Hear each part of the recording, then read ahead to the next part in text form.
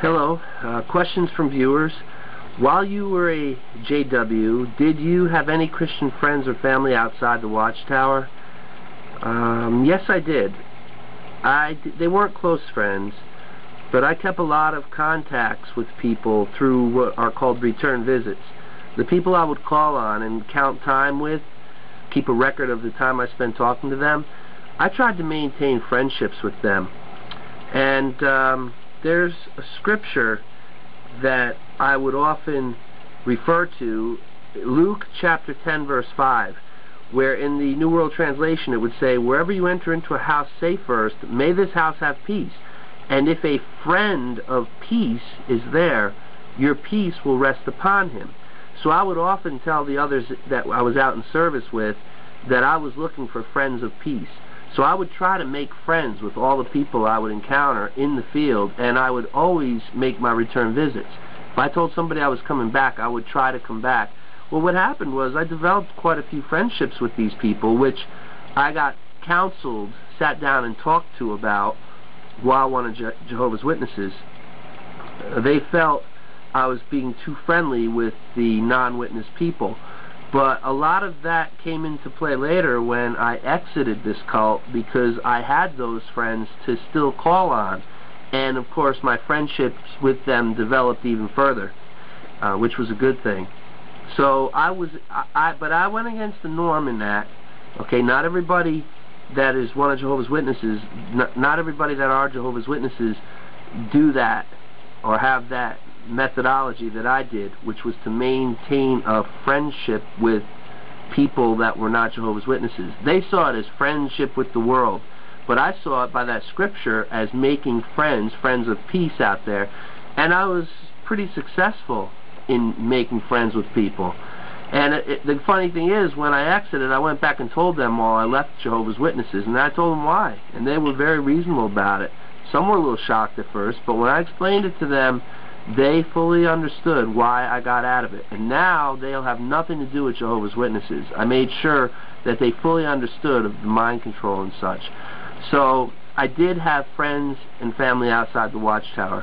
With my family, the thing was, like with my mother, she was not a witness, but she always said to me after I got out, she said, "Why didn't you ever shun me because I wasn't a witness? Why didn't you ever isolate? Why didn't you ever cut me off?"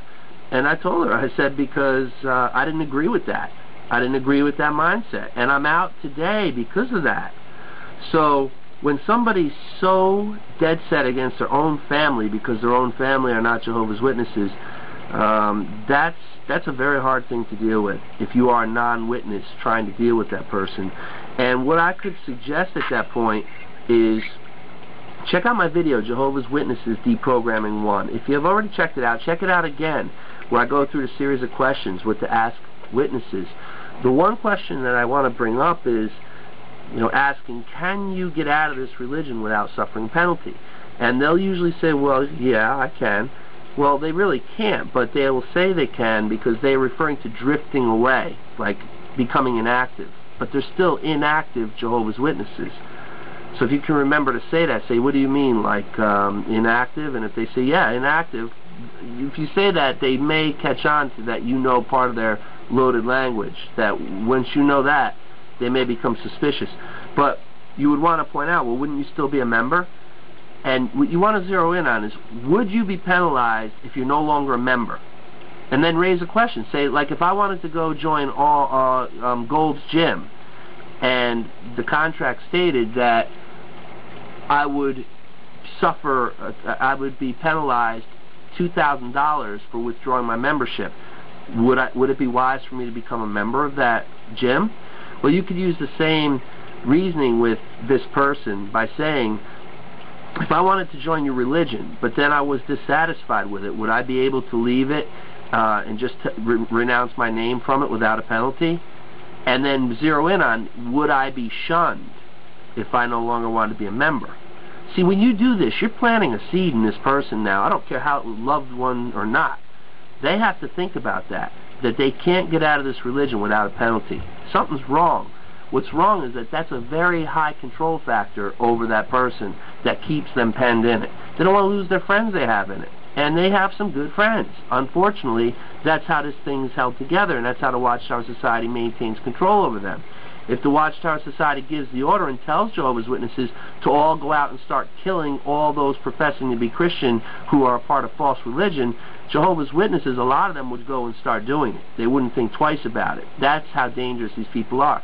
But you could ask, say, if the governing body of Jehovah's Witnesses said, you have to go out and start killing all those of false religion, would you do it? And if they say, well, no, I wouldn't do it, then say, well, then would you renounce the religion? And they would say, well, of course. And then say, well, would there be a penalty if you did that?